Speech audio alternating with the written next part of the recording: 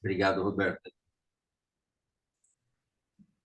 Porque Muito muita bem. gente não pode assistir hoje, né? Então, depois eles vão É ver a gravação. verdade. E a plataforma tem um limite também, né? Que já até ultrapassou, mas a plataforma está permitindo entrar, a gente vai deixando. Maravilha. Olha Ah, mesmo, 75. vocês são muito chiques. Tem que ouvir Não, mais. Roberto, é você. Nada. É Então, você. temos hoje um papo muito interessante. Vamos bater um papo sobre a meditação na yoga. E eu que não sou instrutor de yoga, eu tive alguma experiência com yoga como praticante, aquele praticante passageiro, sabe, que passa uns 6 meses e desaparece. Então, tive uma passagem breve na Hatha Yoga, na Svastia Yoga, na Iyengar Yoga, mas nós temos aqui dois instrutores de yoga de um nível assim indiscutível para nos ensinar muito sobre o assunto. E a ideia é falar de meditação na yoga, e antes de tudo, é preciso esclarecer o que eu estou chamando de meditação. Eu vou, sempre que eu perguntar alguma coisa a eles, eu vou falar sobre meditação como uma técnica que envolve, seja um foco fechado, concentrativo, seja um foco aberto, de monitoramento aberto, que é a gente chama de técnica perceptiva, mas de qualquer maneira, quando você se distrai, você volta para um foco fechado ou volta para um espaço, existe esse loop de ir e voltar que leva a um estado. Durante a nossa discussão, é claro que eles dois estão livres, né? Eles são extremamente robustos em termos de conhecimento, então estão livres também para conversar sobre o estado meditativo. Mas eu vou falar muito aqui sobre a técnica meditativa que leva, obviamente, ao estado meditativo. E é interessante, no momento das nossas conversas, nossas perguntas, das nossas respostas, nós falarmos se estamos falando da técnica ou do estado meditativo. Mas uma outra coisa importante é o que nós chamamos de yoga. Yoga, o que nós vamos chamar hoje de yoga, porque a gente fala meditação na yoga, e, pelo menos para mim, que não sou versado na yoga, eu já vi tanta coisa sendo chamada de yoga, que eu, amador no assunto, fico muito confuso. Então eu quero abrir para o professor Marcos, depois a gente puxa o Danilo também, sempre que eu perguntar para um, a gente acaba puxando o outro.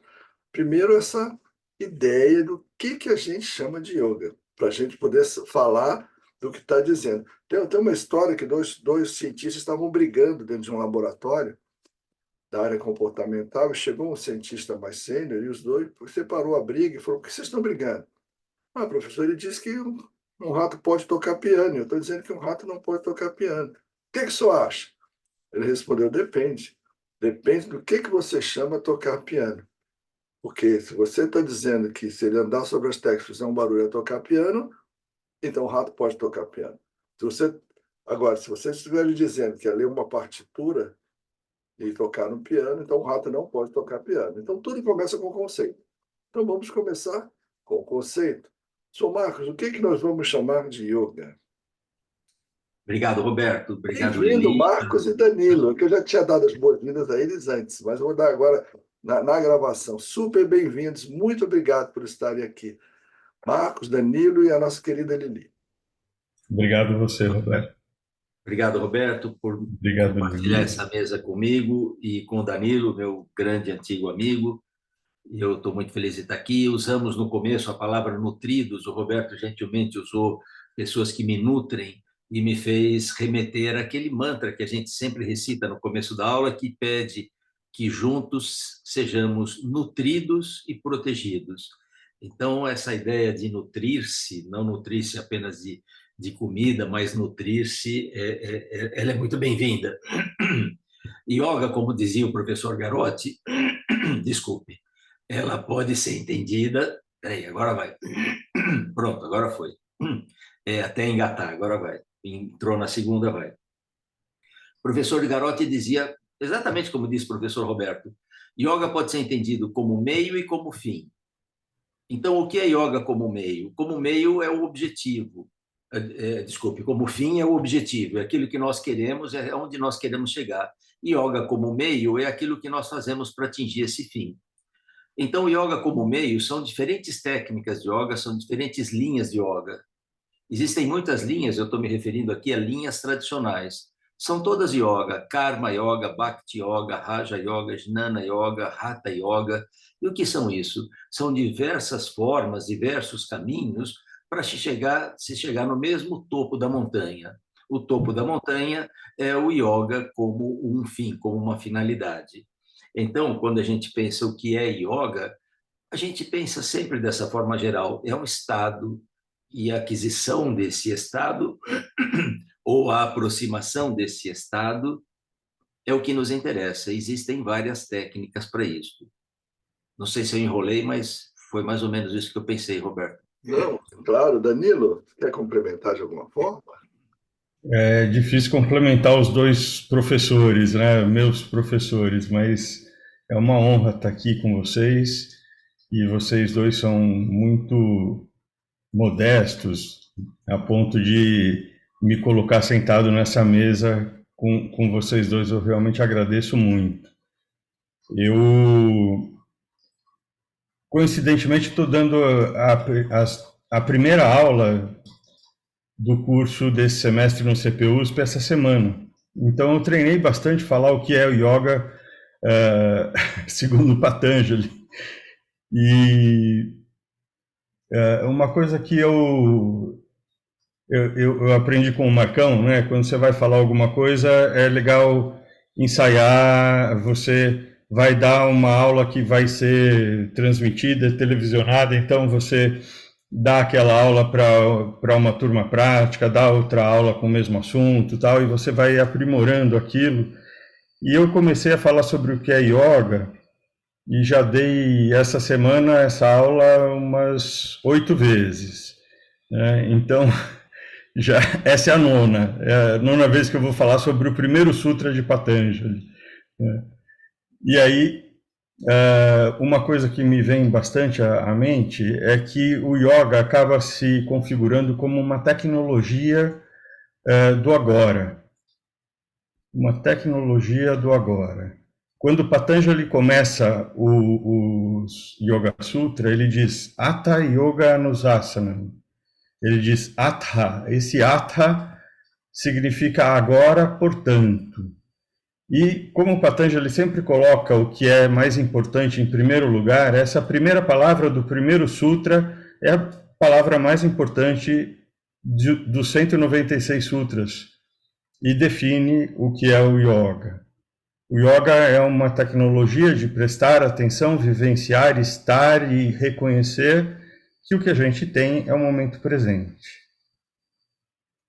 Através da autodisciplina, quando se traduz Hatha Yoga Anushasanam, agora, portanto, a autodisciplina do yoga.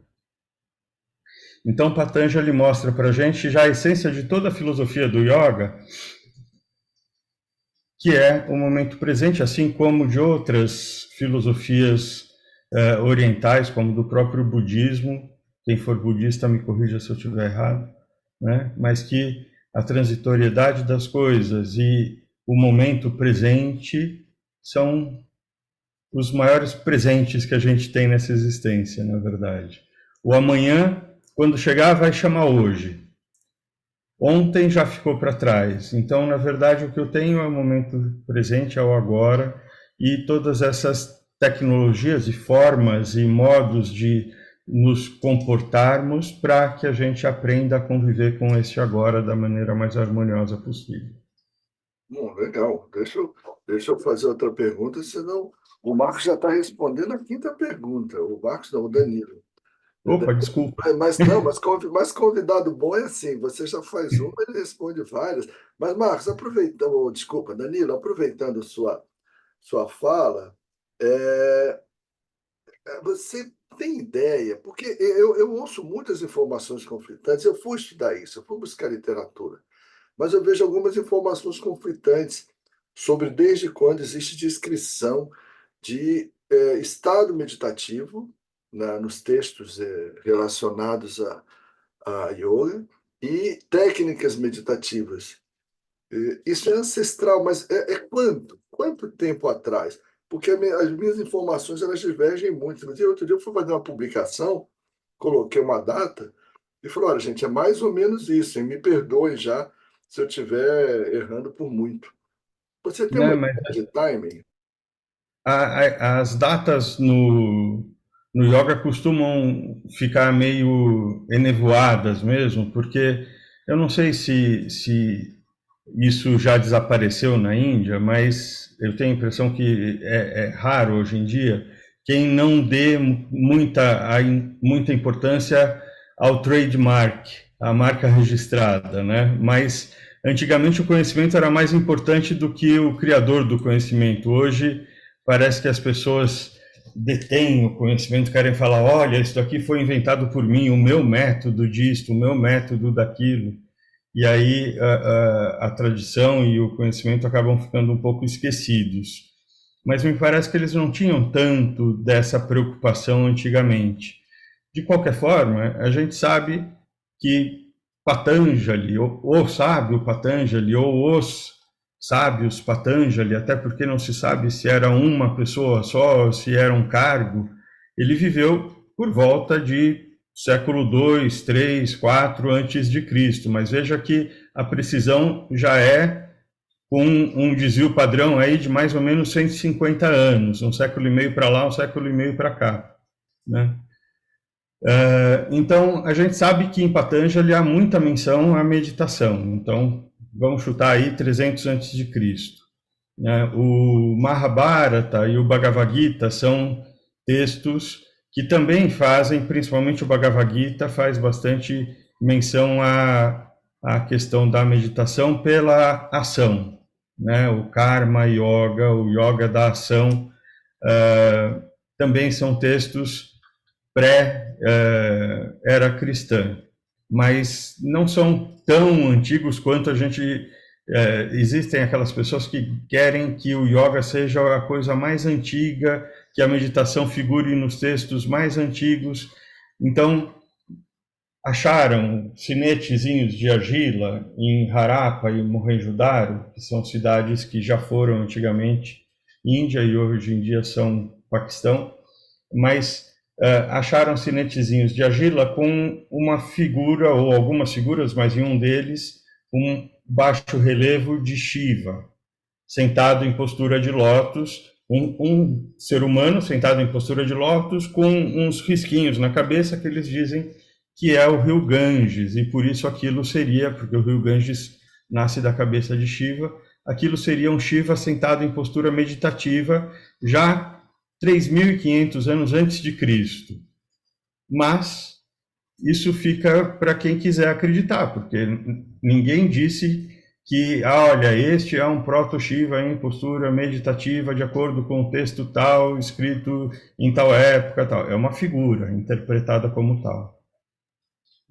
Então, se Realmente, perde nas areias do tempo, na verdade. as que eu tenho vão aí de 500 anos antes a 400 anos depois, a descrição de estado, a descrição de técnicas, e que a civilização arapânica, ela sentava daquele jeito, que nem os nossos índios sentam de cócoras, né? Então é difícil dizer se ele estava simplesmente sentado, a qualquer Exato.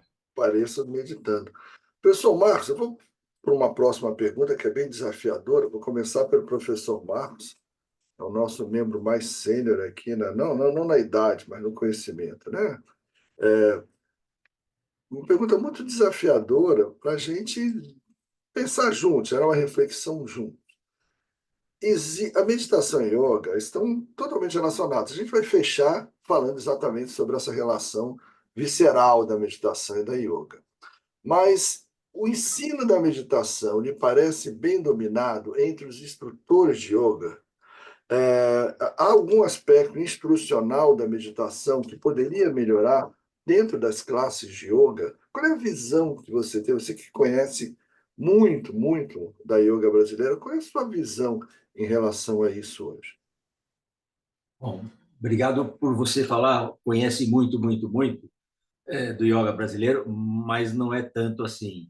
Eu me especializei numa linha, gostei dessa linha científica da Escola de Kaivalya Dhamma, e só estudei essa linha, e só estudei essa escola, e conheci outras através de eventos, de congressos, de simpósios, conhecendo outros professores, mas nunca pratiquei outra senão esta que a gente chama de Hatha Yoga. Eu acho que nesse universo, Roberto, você tem um conhecimento muito mais amplo do que eu.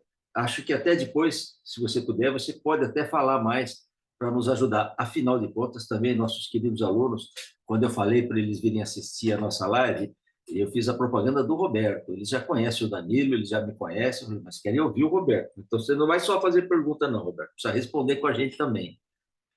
Mas você me pegou no pulo, porque o Danilo estava falando, eu estava pensando, vou complementar o Danilo falando isso. Aí você mudou de pergunta, mas aí eu não estava preparado. Pode complementar. Não, não, não.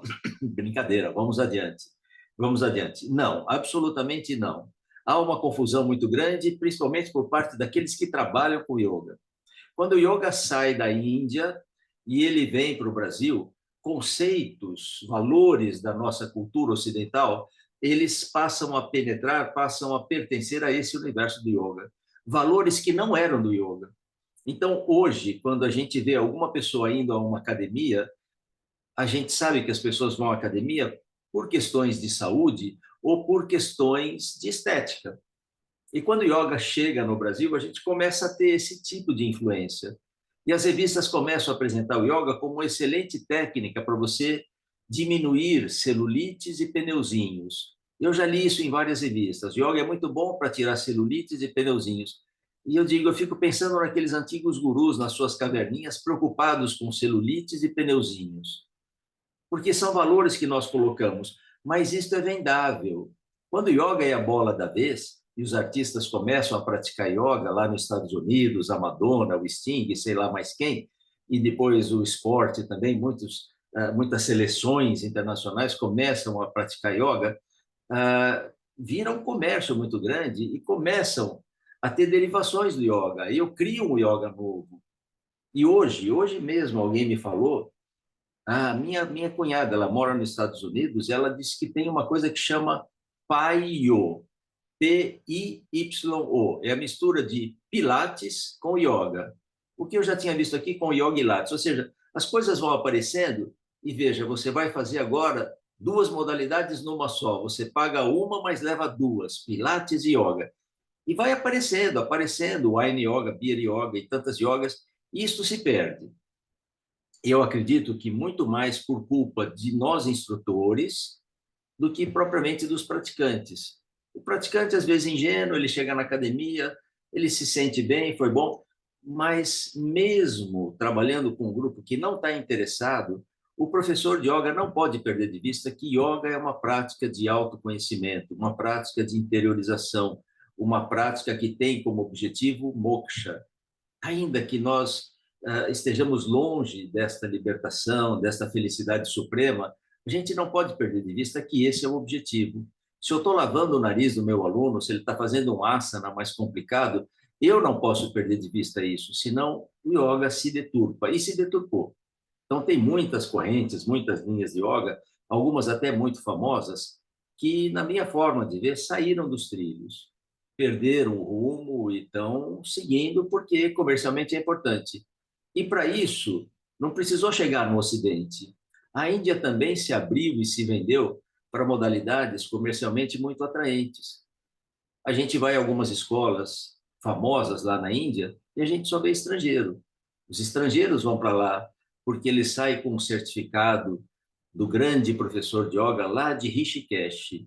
Eu já vi isso no currículo de um professor conhecido aqui. Eu fui aluno do melhor professor de Rishikesh. E a minha pergunta, mas qual é o nome dele? Quem é o melhor professor de Rishikesh? Quem deu esse título, né? Eu sou o melhor professor de Rishikesh. Mas como todo mundo conhece Rishikesh como a cidade do yoga, essas coisas vêm. Então, eu acho que nós, profissionais, desconectamos o yoga do seu objetivo principal. Só para terminar, eu trabalhei 35 anos lá na USP, tivemos turmas muito grandes, tive o privilégio de, nesses 35, uns 10, trabalhamos juntos com o Danilo, então eram muitos alunos de yoga, e eu sempre perguntei na primeira aula de yoga, por que vocês vieram aqui? Não aquela pergunta de quem está cheios. Eu falei, o que vocês vieram fazer aqui? Não, não era essa a pergunta. Perguntei, o que o trouxe para o yoga? O que você está procurando? Por que você veio fazer yoga? E eles falavam de tudo, minha gente. Eles falavam de tudo, Roberto. Ah, eu vim fazer yoga, equilíbrio corpo e mente, eu preciso dormir melhor, eu não me concentro. Alguns falavam aquelas frases bonitas, não? A relação, enfim. Mas nunca ninguém levantou um motivo espiritual. Nunca ninguém disse assim, eu vim para o yoga por autoconhecimento, porque eu quero saber quem eu sou. E essa prática, no seu original, era para isso. Era para isso. Então é isso. Agora conta você para nós também, Roberto. Ah, o... Existe quando você vê os estágios de Patanjali, né? Você prestar bastante atenção neles, eles são subentrantes. Quando você está no asana, você acaba modulando a respiração. Quando você faz um pranayama, você acaba fazendo aí uma, uma abstração de sentido em determinado momento, né? Quando você faz abstração de sentido, você acaba focando com mais facilidade. Quando você foca, você acaba fazendo o estado que a gente chama tecnicamente de relaxamento da lógica. Quando você tem uma queda da função lógica da mente, né? Você fica ali numa função só de consciência. E é interessante que em todas essas etapas existe quase sempre aí uma técnica e um estado, né? Uma técnica do asana, um estado do asana, uma técnica de pranayama, um estado do pranayama, uma técnica de dharana, um estado de dharana, né? E mesmo quando você trabalha algumas tendências, né? Você trabalha aí, yamas, niyamas, você tem um trabalho e tem um estado que decorre do trabalho. Então, e parece que isso não acontece em dhyana. Se entendeu do estado de dhyana, mas não se fala sobre a técnica do dhyana. Existe uma técnica também que é bem fronteiriça entre o dharana e o dhyana, onde você escorrega do dharana para o dhyana, com técnicas muito focadas que beiram ali a pura concentração. Aquele foco, aquela âncora vai sendo utilizado para coisas cada vez mais sutis, mais abertas, e aí você vai escorregando na fronteira entre dharana e dhyana e vai para o dhyana. Pelo menos a nossa orientação, nosso aspecto instrucional tem sido assim. E assim, muitos instrutores que eu tive contato não tinham essa percepção. Então, muitos entendiam dhyana como estado, né? Não, dhyana é um estado, dhyana é um estado. Dhyana não existe. Então, tem a técnica de tudo, mas dhyana é um estado. Você fica lá e pronto. E muitos entendiam que existia uma técnica e que eles tinham encontrado uma forma, mas eles não conseguiam transmitir. Eu já participei de classe, por exemplo, onde o instrutor falava assim, o instrutor de yoga, né, o professor falava, olha, fica na respiração, tá bom? Só fica na respiração. Qualquer coisa que vier, fica na respiração. O que ele estava dizendo? Olha, seu foco é respiração. Sua âncora é a atenção na própria respiração. Sempre que surgir alguma coisa, solta, larga, deixa ele ir embora. Gentilmente volte para a respiração. Se for uma coisa legal que você pensar, também solta, volta para a respiração. Foca nessa respiração, se entrega a isso. A relação com a âncora tem 3 fases, né? Atenção, tensão, aliás, atenção, intenção e a 4ª fase, entrega. Em um dado momento você se entrega àquela âncora e tudo bem. Agora, do jeito que ele falava, ó, fica na respiração. Ele estava querendo dizer isso, só que não dava para entender. E depois do tempo eu comecei a entender. Isso aconteceu com várias tradições. Eu comecei a entender o que a pessoa estava falando, do jeito que ela estava falando, e a gente acabou trazendo um jeito de falar e tentar se corresponder a todos. Mas mudando de assunto, nós temos aí muitas linhas meditativas, né? E elas conversam de uma forma diferente sobre meditação. A meditação é vista em linhas meditativas de uma maneira, digamos assim, diferente. Eu queria fazer aqui um ping-pong, Danilo fala uma, o professor Marcos fala outra, a gente vai alternando, puxar algumas linhas, que cada um de vocês pegasse uma linha e explicasse dentro dessa linha como varia, como é a técnica de perdão, a técnica meditativa dentro dessa linha? Como funciona a meditação dentro dessa linha? Danilo, você quer começar? Com que linha você quer começar?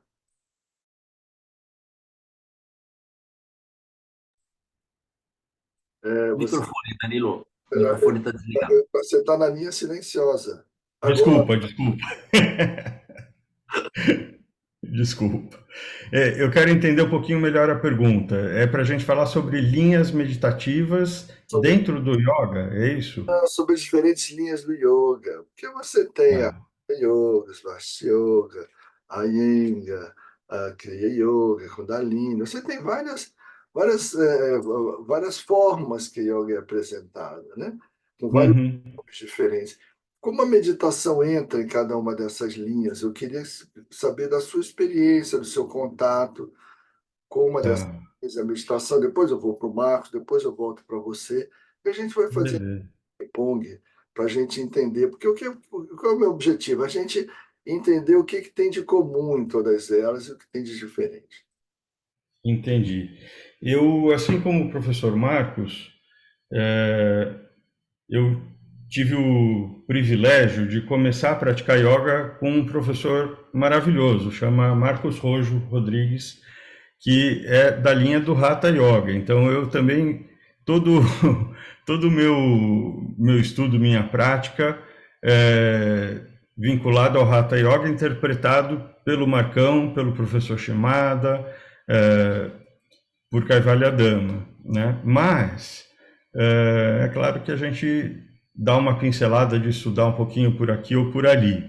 Ainda vinculado à pergunta anterior e já entrando nessa pergunta, nessa resposta, Roberto, no Geranda Samhita, eu fui estudar, né? Eu falei assim, poxa, eu vou participar de uma live com o Marcão sobre yoga e meditação com o Roberto Cardoso. Então, estou ferrado, preciso estudar um pouquinho. Peguei o Essência do Hatha Yoga para dar uma estudada, o livro que foi escrito pela nossa querida professora Alicia Souto, infelizmente já falecida, uma grande meditadora, uma grande praticante de yoga, uma grande estudiosa. E nesse livro ela fala justamente sobre a técnica de dhyana, né? O Roberto comentava que não se descreve tanto a técnica, mas eu, dando uma olhada e uma relida nesses trechos do Geranda Samhita, quando ele vai falar de dhyana, me dá a impressão justamente que não se aprofunda aqui no Ocidente muito em técnicas específicas do Hatha Yoga de meditação, porque essas técnicas elas têm um componente cultural muito grande. Então a Alicia diz, olha, existe, a Alicia não, né? Na verdade o texto diz, olha, existem 3 classes de dhyana. Dhyana grosseira, Stula Dhyana, luminosa, Jyoti Dhyana e sutil, Sukshma Dhyana. E aí o texto descreve uma técnica, existe até passo a passo como fazer a grosseira, a na luz e a sutil. E a grosseira é basicamente uma técnica de visualização, em que se imagina um oceano muito maravilhoso e no centro desse oceano um foco luminoso, e o professor, o condutor da meditação vai meio que quase hipnotizando, entre aspas, né? vai causando aquele efeito condutório de uma narração com muitas descrições em que são colocados já elementos, yantras, letras, sons, mantras da cultura indiana.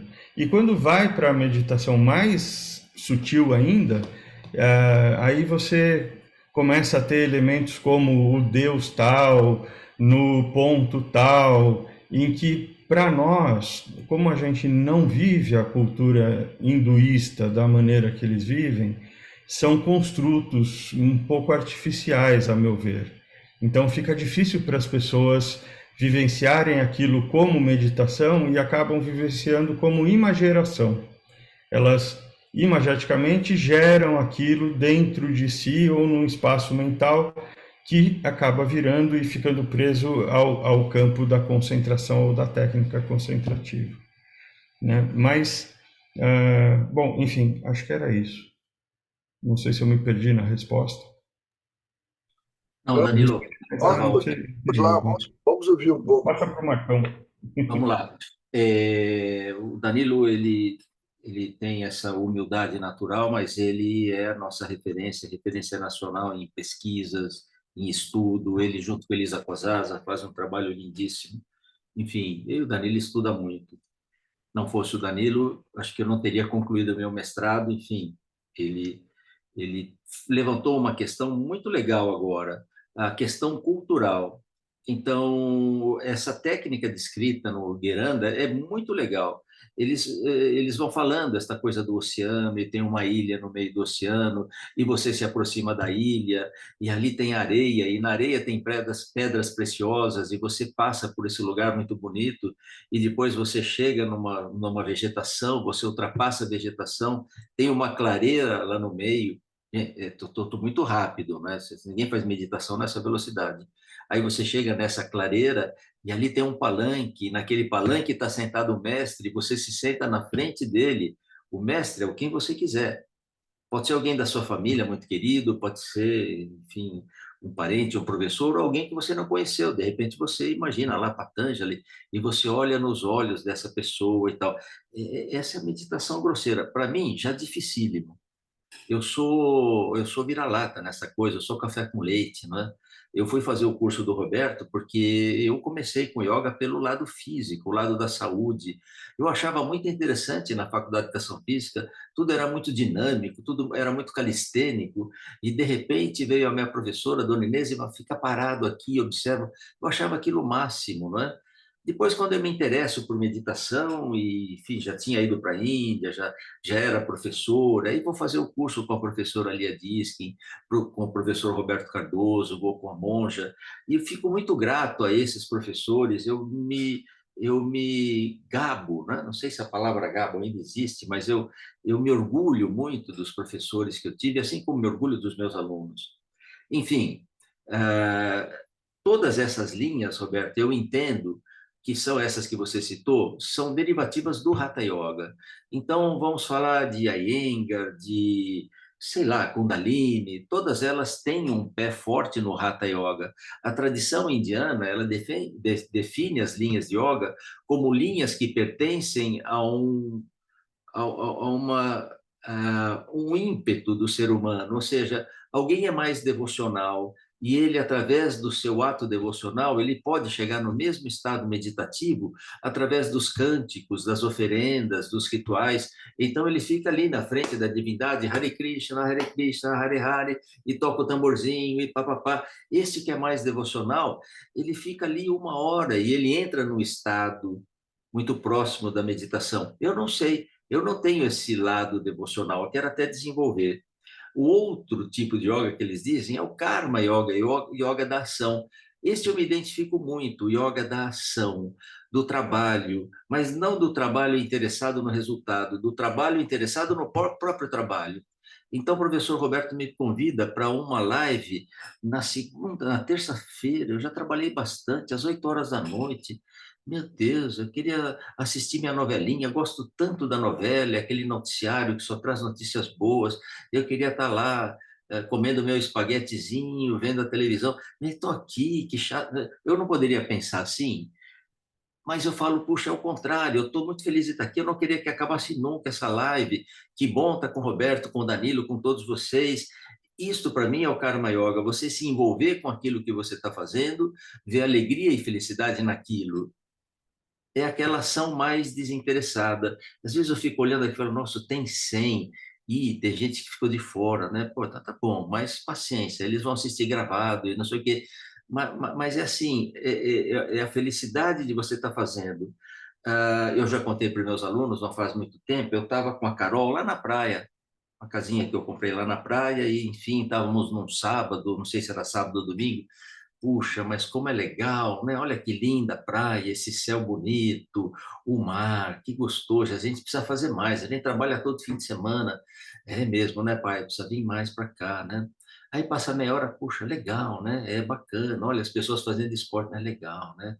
Aí passa mais meia hora, pô, mas isso aqui é um saco, era mais gostoso estar com os alunos, trabalhando, era legal estar convivendo, enfim, talvez eu não seja tão contemplativo, mas existe uma outra linha de yoga que não é nem da devoção, nem da ação, mas é do estudo das escrituras e tentar viver aquilo que as escrituras pregam.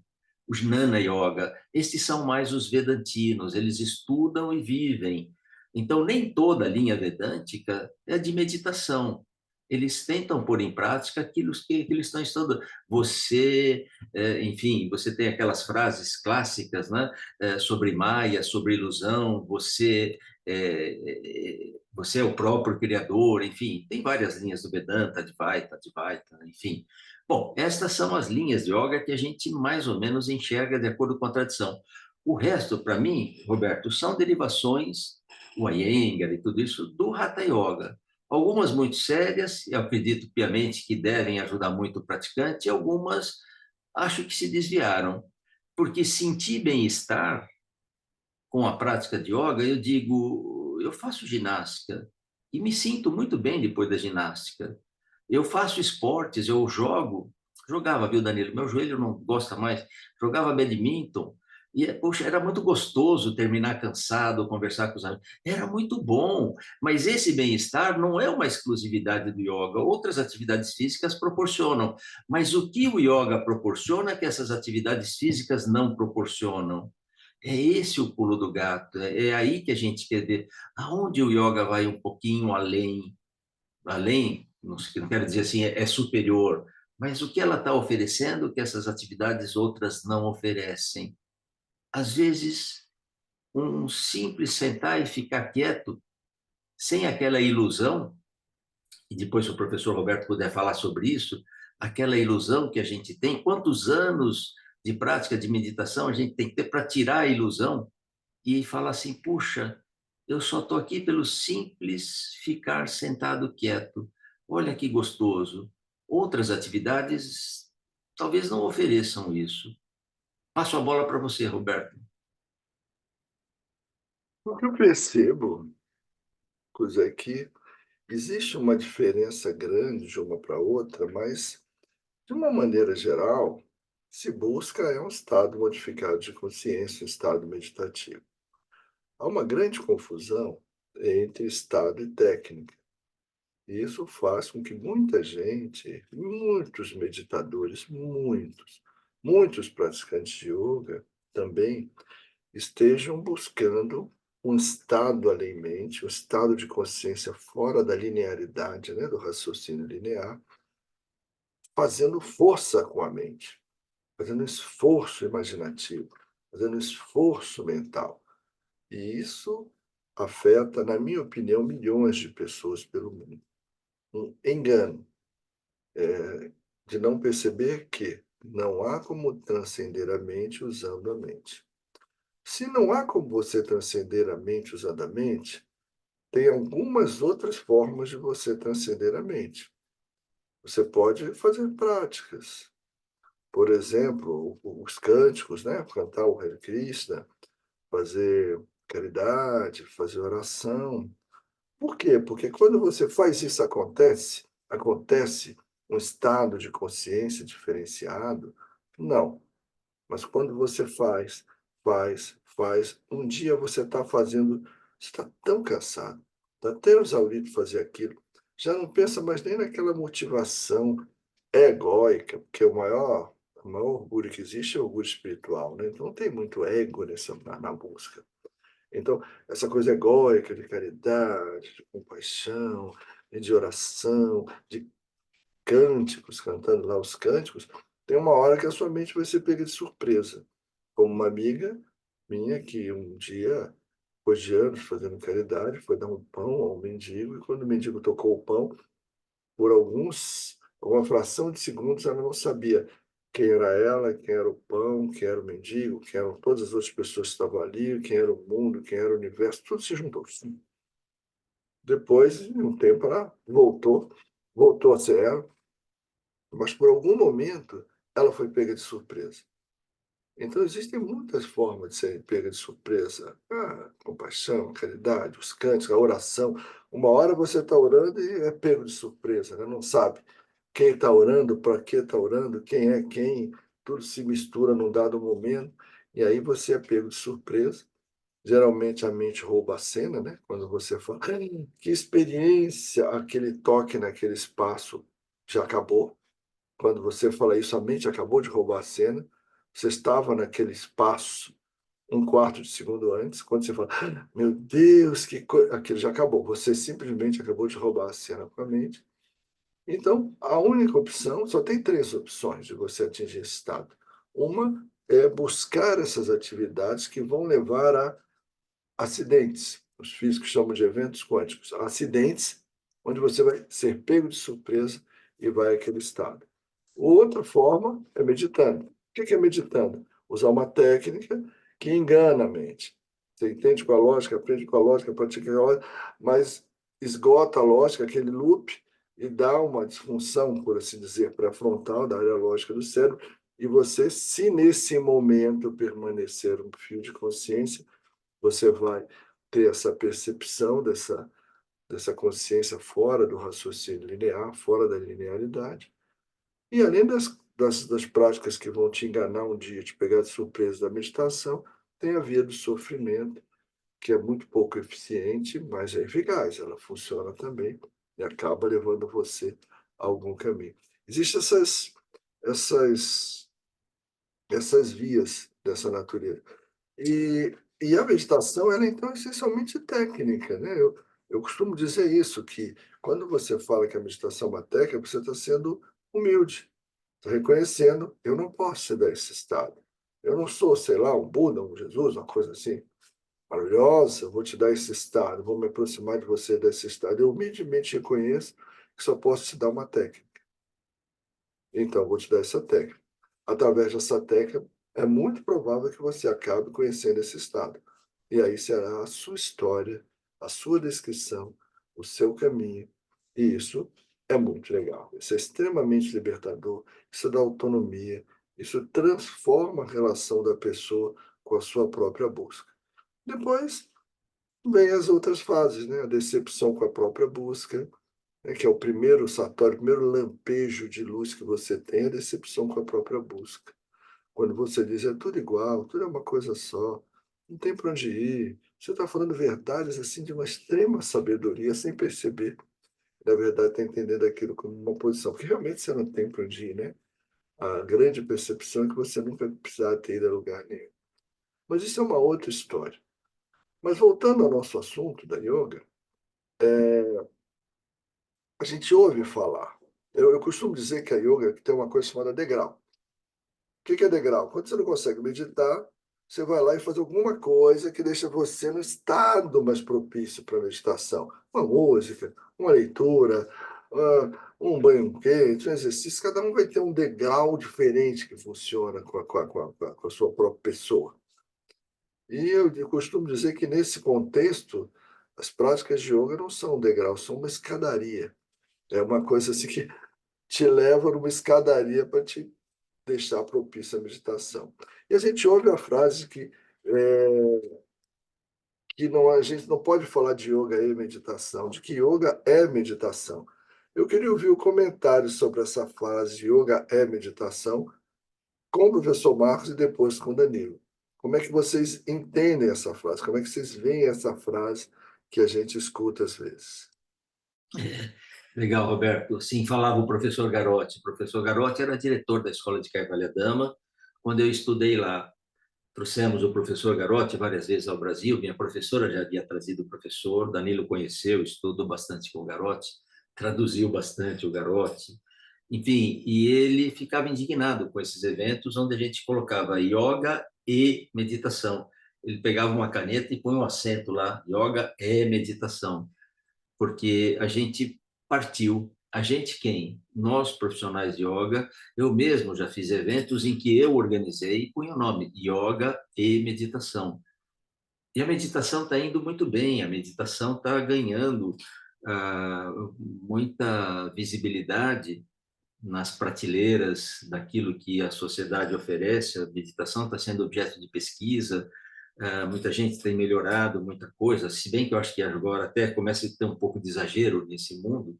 Depois o professor Roberto pode contar um pouquinho, o Danilo também, mas eu acho que nós dividimos, né? E parece que yoga é uma coisa e meditação é outra. E como bem disse o Roberto, o que o Hatha Yoga propõe é uma escadaria. Então vamos começar pelo mais grosseiro, aquilo que no pensamento indiano eles chamam de corpo de matéria, Annamaya Kosha. É a nossa manifestação mais grosseira. É por aí que eu tenho que começar. É fácil? Não é tão fácil, mas é o mais fácil, porque quanto mais sutil, mais difícil. Então eu começo pelo corpo. O yoga não é para o corpo, o yoga é através do corpo. O corpo é uma ferramenta, o corpo é uma estratégia que serve como âncora. Então eu faço meus movimentos e eu observo meus movimentos. Observar aquilo que eu estou fazendo é o mais difícil da prática de yoga. O estudante desavisado, ele está mais interessado na performance. Será que está certo? Será que está bonito? Mas, no fundo, o que o professor fala o tempo todo para ele, não importa o que você está fazendo, importa o como você está fazendo. E você fala essa frase 500 vezes. E aí, sabe o que acontece? O professor tem que faltar. E ele chama alguém. Por favor, Andréia, você pode dar essa aula para mim hoje? Eu vou ter que faltar, eu vou dar uma palestra, ou sei lá o quê. E ela dá essa aula. Quando você volta na semana seguinte, o aluno, professor, sabe o que ela falou? Ela falou uma coisa muito legal. Yoga é o como você faz, não é o quê. Mas eu falo isso todo dia, 3 vezes por dia. Mas às vezes a outra pessoa falando soa melhor. Então, demora, embora a gente ouça muito aquilo, demora para a gente incorporar o que é isto. Não é o que você está fazendo, é o como você está fazendo, esse envolvimento com o corpo, a primeira âncora proposta pelo Hatha Yoga. Depois vem outras âncoras que o Hatha Yoga descreve, e Patanjali não. Os bandhas, os mudras, os kriyas. Mudras são gestos, são posições de mão, posição do corpo, e que elas têm um significado, elas têm uma simbologia. Você adota uma postura de flexão, como o Yoga Mudra, você inclina o corpo para frente, aquilo é uma reverência, mas você não tem que analisar e estudar a reverência. Isso faz parte de uma linguagem gestual que é própria do corpo. A mente já sabe aquilo, não precisa ficar pensando, agora estou me reverenciando diante de Shiva, o grande mestre. Não precisa pensar isto. Você faz a postura e sente aquilo que aquela postura quer dizer para você, o que significa para você. Então você faz asanas, bandas, mudras, e essa escadaria toda. Aí vamos para os pranayamas, e depois os pranayamas pratyahara, e como disse o Roberto, daí para frente, não tem uma linha divisória, fronteira. Não, agora é o pedágio, você terminou aqui, você vai passar para o outro estado. Não tem, a gente não percebe. Mas volto a dizer, minhas experiências são sempre modestas. Eu esqueci qual foi a pergunta, Roberto, enrolei, vou passar para o Danilo, né? Então, Já vamos nem para o sei. Danilo, sobre a frase yoga é meditação.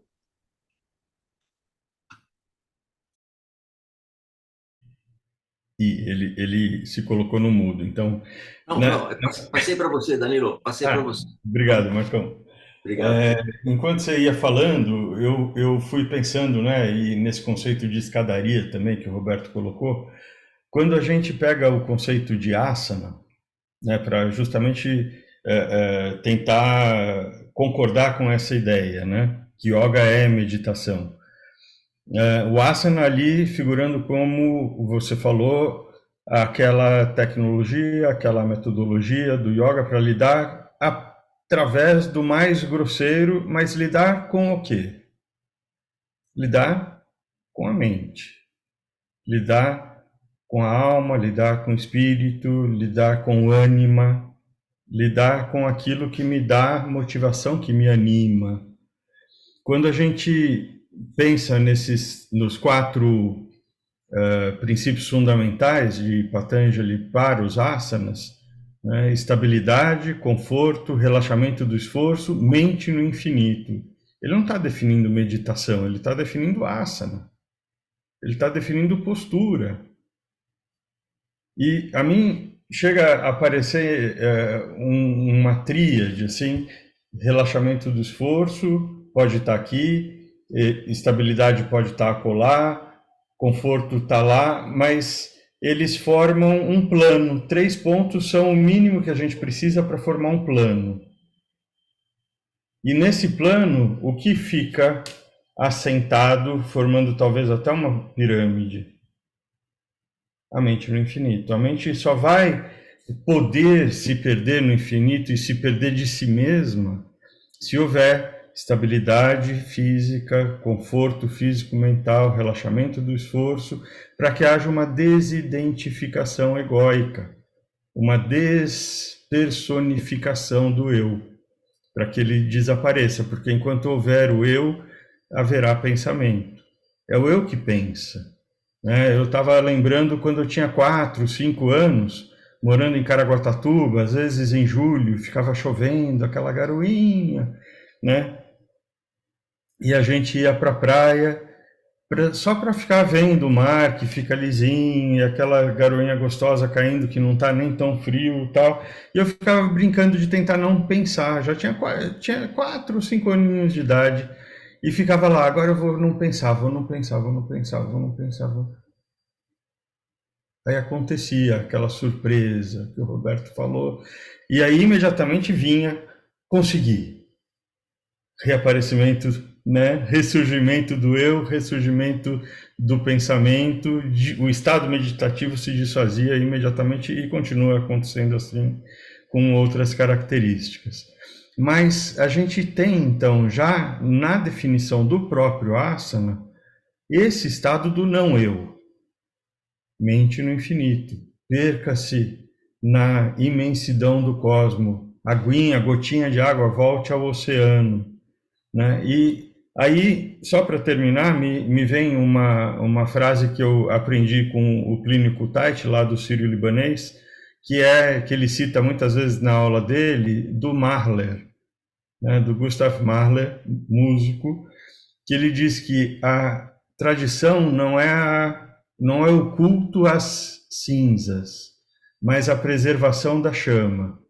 Então, uma vez que a gente pratique de acordo com uma tradição, muito provavelmente aquele conhecimento que a gente está colocando em prática, ele já foi testado séculos, milênios, testado, retestado empiricamente. Esse é o método científico, é testar para ver se dá certo, né? Ou se dá errado. E o yoga a tradição do yoga, a tradição de diversas técnicas meditativas, já testou, né, essas técnicas. E então eu termino dizendo que se a gente pratica o asana como asana, ele não só é uma ponte para o pranayama, bandhas, mudras, pratyahara, mas ele já é em si, ele já tem a semente meditativa. E por isso a gente diz que yoga é meditação. Obrigado, Danilo. Vou contar uma história para vocês. Uma vez eu fui dar uma entrevista na TV UOL. E a entrevistadora era Lilian Whitfield, que era uma jornalista famosa, todo mundo. Só se alguém for muito jovem aqui para não conhecer, né? E era museu e o Anderson Allegro, que é um instrutor de yoga bem conhecido. E o Anderson, em dado momento da entrevista, ele falava um pouco, eu falava um pouco e tal. E ele falou assim, não, segundo alguém, não me lembro se era Patanjali, não me lembro mais, que faz muito tempo isso. Falou, yoga não, meditação é a parada das ondas mentais. Fiquei assim pensando, porque eu falei, rapaz, não pode ser. Essa pessoa que disse isso é um sábio, né? Muito tempo atrás. Então, tem que ter uma verdade nisso. Mas, por outro lado, eu já tinha aprendido, já meditava naquela época, já uns, sei lá, você deve ter quase 20 anos, né? Então, eu já meditava uns 20 e poucos anos naquela época. E aí eu falo, não, mas não faz sentido, porque eu aprendi que para transcender o corpo, você não precisa morrer. Para transcender a mente, a mente não precisa desaparecer. Então, tem alguma coisa que eu não entendi aí. Depois eu entendi que a nossa mente é como uma garrafa de água com gás. Está sempre borbulhando, sempre produzindo alguns pensamentos originais. Pulmões respiram, coração bate, luzes passam, rios correm, mente produz pensamentos. Isso é normal. A grande questão é o quanto a gente se envolve. Toda vez que a garrafa com gás produz uma borbulha, a gente se sente na obrigação de balançar a garrafa e produzir um monte de borbulha. Ou seja, existe uma produção ali de alguns pensamentos originais que pipocam e a gente reage a eles engatando uma sequência de pensamentos a partir dali. Eu entendi que isso era diferente, que havia uma coisa diferente entre você tocar uma água, né? Botar um pingo numa água, encostar uma agulha numa água, produzir uma onda numa água. E a gente produz essas ondas através da identificação com os pensamentos originais, da reverberação dos pensamentos originais. E eu tive depois essa epifania, esse insight, falei, faz sentido. Nós somos os autores dessas ondas. A mente simplesmente borbulha porque são células trabalhando, são neurônios funcionando. Você não precisa ser orientado. E eu fui a alguns palestras de várias pessoas ditas iluminadas, que eu não sei se eles eram iluminados, eu não tenho o luminômetro para saber, mas eu fui a várias palestras e sempre que eu podia, eu perguntava algumas coisas para eles. E uma pergunta que eu sempre fiz a eles é: sua mente ainda produz pensamentos? Todos eles me disseram que sim. Não como a sua, eles falavam, mas borbulham pensamentos. Então, existem borbulhas, não existem mais as ondas. Quando a gente entende isso, a gente entende que a questão é a desidentificação. Porque quando a gente se desidentifica dos pensamentos, a gente se identifica desse mecanismo que nos identifica com ele, nos identifica com o corpo, nos identifica com um cargo, nos identifica com uma profissão, com um nome. E aí surge o verdadeiro desapego. O verdadeiro desapego ele é conceitual. Conceitual. Você sai quando você desapega dos conceitos, você desapegou. Não é não possuir coisas, é não ser possuído por elas. Então, nesse sentido, eu entendi finalmente que a meditação estava nesse ponto e que a yoga chegava nisso, porque ele não estava falando sobre meditação, ele estava falando sobre yoga. Então, eu entendi que a yoga chegava nisso, que a yoga é um caminho nessa direção. É um caminho nessa direção de libertação, de autoconhecimento, de crescimento e de percepção, a grande, irônica percepção final de que nós éramos um peixe procurando por água.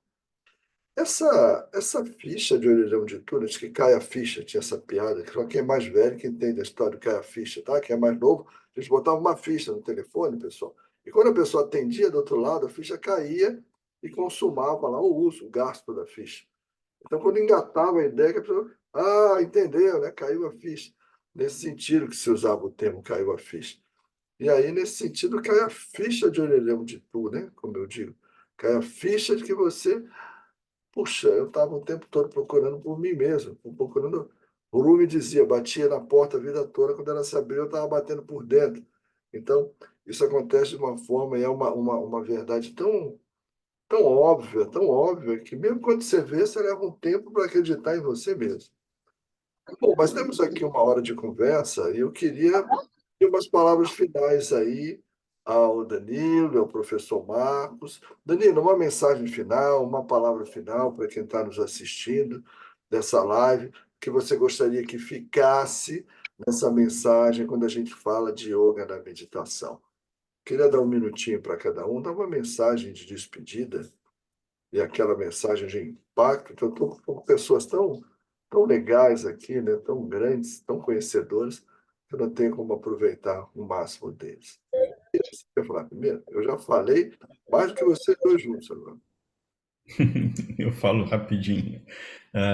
Eu acho que gostaria de trazer essa lição que eu estou aprendendo dando a aula inicial do curso lá no CPUSP, sobre o agora, a importância desse momento presente, de estar presente no momento atual e como, quando a gente consegue fazer isso, ele se configura como esse ato, esse fazer, esse estar, este ser, um grande presente. A gente ganha algo com isso, a gente ganha em realidade, a gente ganha em consciência própria. Então, só Carol, você colocar está a Carol comigo? Fechou. já pus no mundinho. a valorização desse momento tão maravilhoso que é o momento presente, que é quando ele acontece, me parece que se configura um estado meditativo. E quando vem aquele, olha, consegui, né? Aí, olha, consegui, já tem eu, já tem observador, já tem observado, já tem futuro, já tem pretérito. O presente já desapareceu, né? Então, vamos praticar, gente, vamos praticar para a gente viver o presente de maneira cada vez mais intensa, viva e prazerosa e proveitosa. Um grande abraço a vocês. Obrigado pela oportunidade. Obrigado, Roberto, Marcão e Lili. Professor Marcos, algumas palavras para a gente finalizar? Sim. Obrigado, Danilo, pelas palavras, pela presença, pela oportunidade. Obrigado, Roberto, Lili, vocês todos que estão aqui. Eu tenho reconhecido, e a gente fala mais daquilo que a gente tem experimentado. Então, tenho dito para os alunos, olha, eu estou gostando desse exercício agora, então, azar de vocês, vocês vão ter que fazer, porque eu estou gostando, né? Então, aquilo que mais nos impressiona é aquilo que a gente acaba colocando mais em destaque nas nossas aulas. Eu tenho falado muito que o caminho e o propósito se confundem. Então, qual é o caminho, qual é o propósito no yoga? No yoga, o caminho se chama sadhana, o propósito sankalpa, até onde eu quero chegar, onde eu quero chegar. Não importa onde eu quero chegar, desculpe, importa onde eu quero chegar, mas não importa se a gente vai chegar ou não, importa ter uma direção e um caminho para seguir. Como dizia Thich Nhat Hanh, aquele monge vietnamita que também faleceu, não há caminho para a felicidade é o caminho. Então eu vou fazer as minhas coisas para atingir a felicidade. Eu vou fazer yoga, eu vou fazer meditação porque eu quero atingir a felicidade. Quando eu atingir, aí eu vou ser feliz. Até lá é tudo sacrifício, é tudo uma chatice, eu vou ficar fazendo, eu não quero acordar cedo para fazer isso. Mas é o contrário. A felicidade está no caminho, em você parar e cuidar de você mesmo, olhar para você mesmo, e esses instantes que nós nos dedicamos, sem muita expectativa, isso aprendi muito com o Roberto, fazer sem expectativa, fazer por fazer, pelo prazer de fazer. E aí eu encerro com uma historinha, vou contar rapidamente, um buscador, um jovem, e ele buscava Deus. Ele só queria saber quem é Deus, só isso ele queria saber. E ele ia para cá e para lá, peregrinava, e eu disse para ele: Deus está lá na Índia. E ele foi lá para a Índia, achando que era verdade, e foi para a Índia, e procurou, e disseram: tá sim, mas está nos Himalaias. E aí ele vai nos Himalaias e peregrina, e sobe montanha, desce montanha e neve, aquela coisa toda, e vai perguntando de mestre para mestre: não, vai andando, você vai achar, vai por aqui, vai por ali. E um belo dia, já, gente, depois de décadas, né, ele já meio cansado dessa busca, ele vê uma placa no meio dos Himalaias, uma seta indicando Deus. E é uma escadaria muito grande. Ele sobe a escadaria e quando ele chega lá, um portão enorme, num castelo, enfim, né, uma porta muito grande, e lá na porta estava escrito Deus.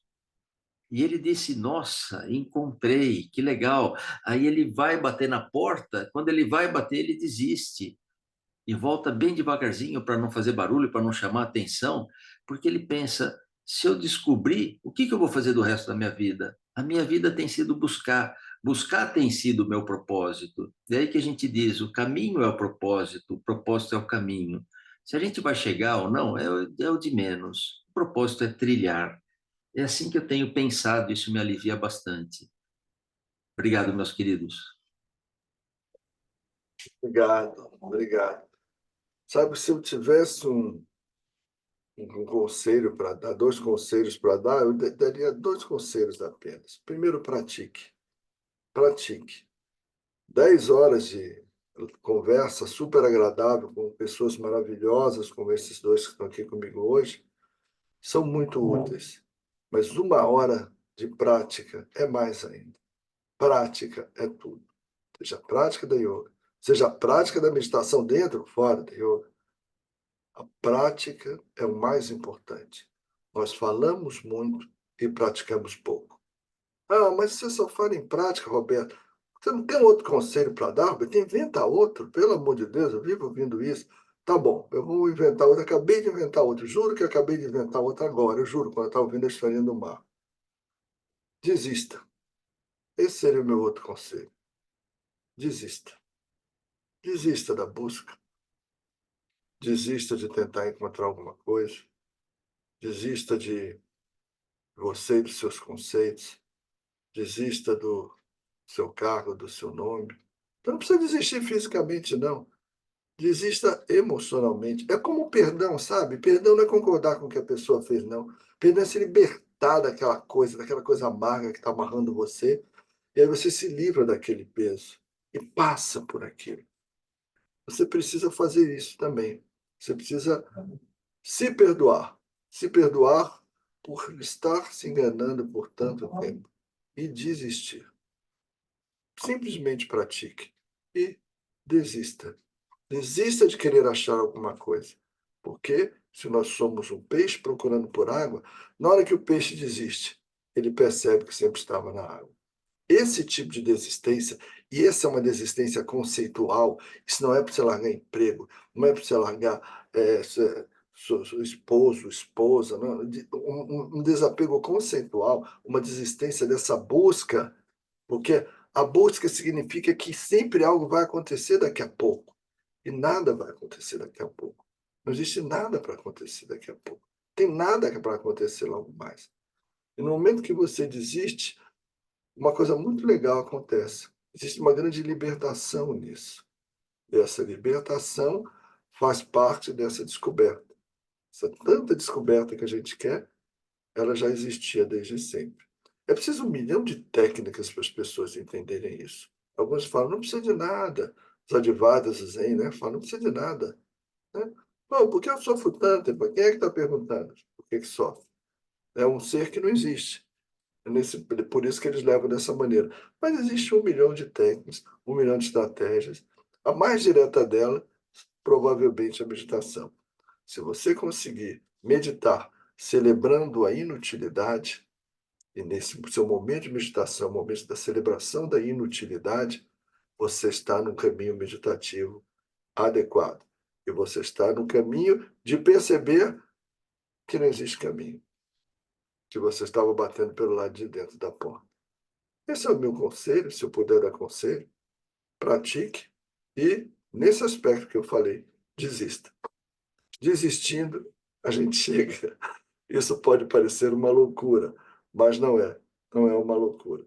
Sabe que eu fui à missa, né? Eu tenho filhos de várias idades, tá? O meu mais velho tem 43 e a minha mais novinha tem 9 anos de idade, para vocês terem uma ideia.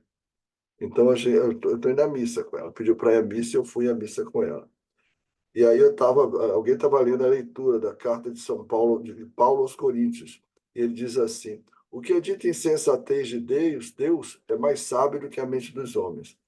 Isso realmente parece uma insensatez, mas isso é muito mais sábio do que aquela esfera mental puramente cognitiva. Pessoal, muito obrigado pela presença de vocês, muito obrigado pela companhia de vocês. Estou muito honrado de ter tido uma live com o Marcos e com o Danilo, pessoas que eu admiro tanto. Estou muito grato a Lili, sempre comigo nessa live, algumas pessoas aqui que eu já conhecia antes. Um beijo grande para vocês que eu já conheço, um beijo para vocês que eu estou conhecendo hoje, e vamos nos encontrar.